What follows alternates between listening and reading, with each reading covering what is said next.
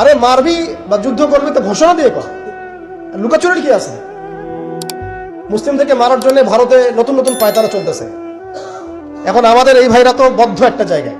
আপনারাই বলেন তারা কি করবে এখন? তারা মিশন নিছে, রাষ্ট্রীয়ভাবে মিশন নিছে মুসলিম লীগ দলের।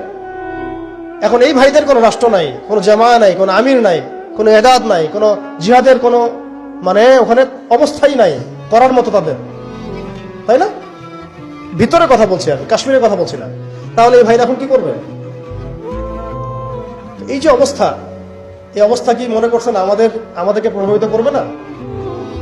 অভ্যন্তরীণভাবে এখানে বাংলাদেশে আমরা বেশিরভাগ মুসলিম হলেও আমাদের আশেপাশে চতুর্দিকে ঘোরাফেরা করতেছে কুফফাররা, চতুর্দিকে ঘোরাফেরা করতেছে। আপনি কাকে বিশ্বাস করবেন? চায়নাকে বিশ্বাস করবেন? ভারতকে বিশ্বাস করবেন?